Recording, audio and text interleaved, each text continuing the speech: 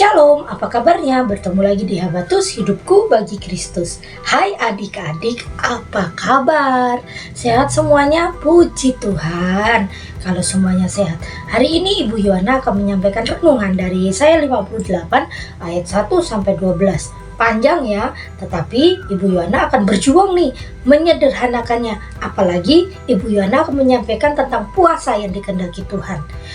Teman-teman kita yang muslim sedang berpuasa Ramadan. Mereka punya caranya sendiri untuk berpuasa. Nah, cara kita berpuasa pun ada sendiri. Kita tidak sama dengan mereka. Tetapi kita akan belajar apa yang dimaksud Alkitab tentang berpuasa yang Tuhan kehendaki. Sebelum kita membahas ya, kita akan berdoa. Tuhan Yesus yang baik, kami mengucap syukur karena Engkau sangat baik, memberkati kami dengan melimpah-limpah. Berkati kami supaya kami mengerti, memahami dan melakukan firman-Mu yang kami dengar hari ini. Dan hanya di dalam nama Yesus kami percaya berdoa. Haleluya. Amin. Adik-adik semua, papa, mama, kakek, nenek, om, tante yang sedang menyaksikan tayangan ini, yuk mari kita belajar tentang puasa yang dikehendaki Tuhan. Kita akan baca dulu ayat yang ketiga. Mengapa kami berpuasa dan engkau tidak menghendakinya?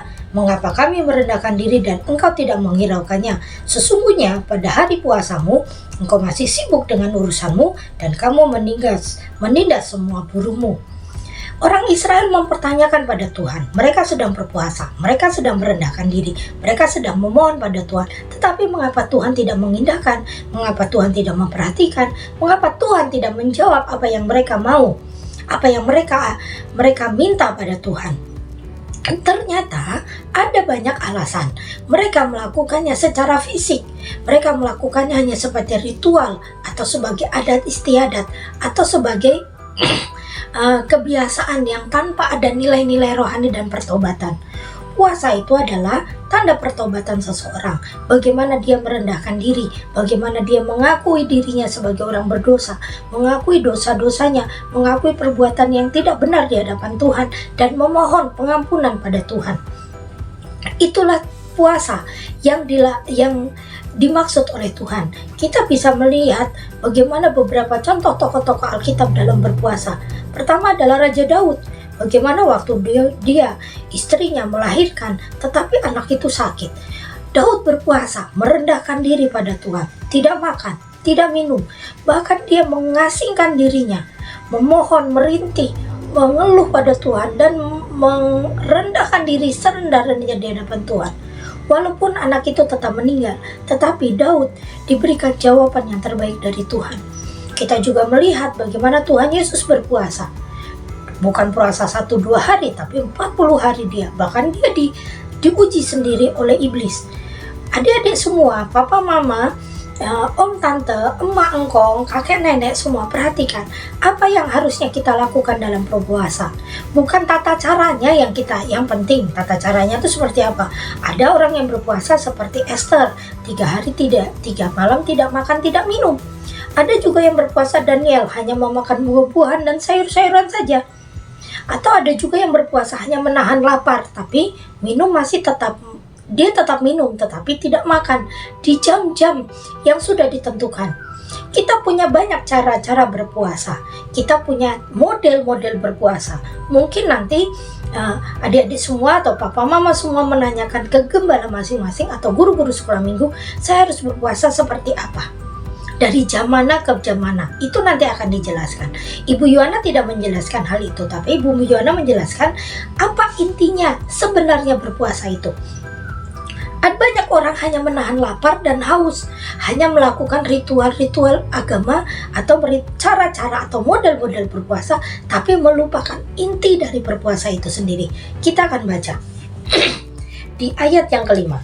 Beginilah puasa yang kuhendaki, hari untuk orang merendahkan diri dengan menundukkan kepala seperti gelaga, membentangkan kain karung dan abu sebagai alas tidur. Itukah yang kau sebut puasa hari yang disukai Tuhan? Bukan. Berpuasa yang kukehendaki ialah supaya engkau membuka belenggu-belenggu kelaliman, melepaskan tali-tali kuk, supaya engkau memerdekakan orang yang teraniaya dan mematahkan setiap kuk, supaya engkau memecah-mecahkan rotimu bagi orang yang lapar dan membawa ke rumahmu orang-orang miskin yang tak punya rumah. Dan apabila engkau melihat orang yang telanjang, engkau memberi dia pakaian dan tidak menyembunyikan diri terhadap saudaramu sendiri. Pada waktu itulah terangmu akan mereka seperti fajar dan lukamu akan pulih dengan segera. Kebenaran menjadi barisan depanmu dan kemuliaan Tuhan barisan belakangmu. Pada waktu itulah engkau akan berseru dan Tuhan akan menjawab. Engkau akan berteriak minta tolong dan ia akan berkata, ini aku.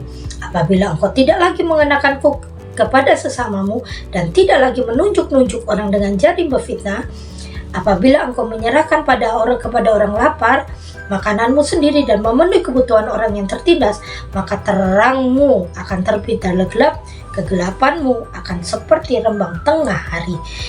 Nah, agak panjang ya, tapi Ibu Yohana harus membacanya.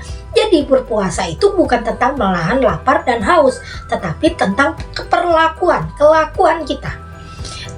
Kalau engkau menahan lapar dan haus, hanya menahan lapar, tetapi kelakuanmu tidak berubah, engkau tidak berpuasa seperti yang Tuhan inginkan. Yang Tuhan inginkan bukan model berpuasa atau cara engkau berpuasa, tetapi yang Tuhan inginkan adalah keubahan hidupmu saat engkau berpuasa. Saat engkau berpuasa kau masih marah-marah, saat engkau berpuasa kau masih melakukan dosa, saat engkau berpuasa kau masih julid sama temanmu, masih melakukan sesuatu yang tidak berkenan. Puasamu tidak dikehendaki Tuhan. Puasa itu memang berat, bukan soal menahan lapar dan haus, tetapi menjaga hati dan kelakuan kita benar di hadapan Tuhan. Kita masih harus tetap menolong orang lain, kita harus masih menjadi berkat, kita harus menjadi terang, kita terus harus menolong orang lain. Itulah puasa yang sesungguhnya. Sehingga saat engkau merendahkan diri dengan berpuasa, engkau memohon pada Tuhan dengan berpuasa, dengan melakukan apa yang Tuhan inginkan, engkau akan mendapatkan apa yang mendapatkan yang terbaik dari Tuhan. Seperti firman Tuhan yang tadi. Jadi adik-adik, bolehkah adik-adik kecil berpuasa, anak-anak berpuasa? Tentu boleh. Bagaimana caranya? Nanti kita tanya ke guru-guru sekolah minggu ya, ke anak-anak bagaimana berpuasanya. Bolehkah anak-anak berpuasa? Tentu boleh.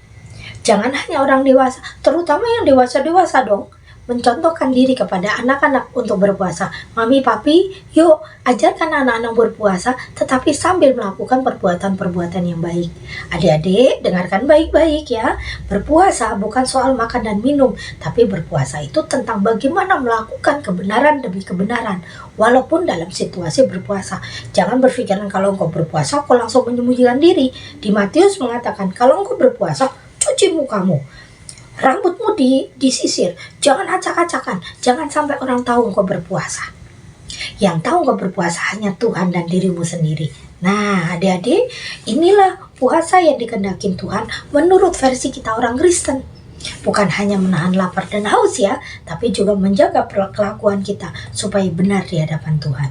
Ibu Yohana berharap adik-adik memahami apa yang Ibu Yohana sampaikan hari ini. Dan kita berjuang untuk merendahkan diri di hadapan Tuhan dan berpuasa.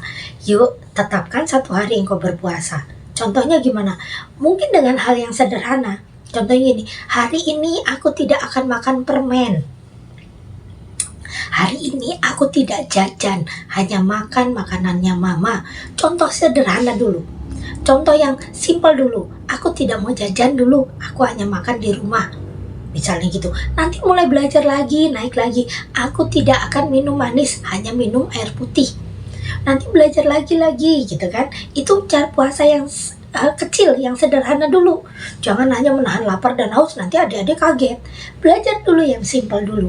Nanti lama-lama adik-adik akan terbiasa dan adik-adik akan menjadi umat Tuhan yang luar biasa karena dari kecil sudah belajar berpuasa. Ibu Yohana tutup Alkitabnya, kita akan sama-sama berdoa, minta kekuatan Tuhan untuk bisa berpuasa menurut kehendak Tuhan. Mari kita berdoa. Tuhan Yesus, kami berterima kasih Engkau mengajarkan kami tentang berpuasa. Urapi kami Tuhan, supaya kami mengerti, memahami dan melakukannya dalam kehidupan kami. Dan hanya di dalam nama Yesus kami percaya dan berdoa. Haleluya. Amin. Sampai bertemu di Habatus, hidupku bagi Kristus. Habatus, renungan harian anak.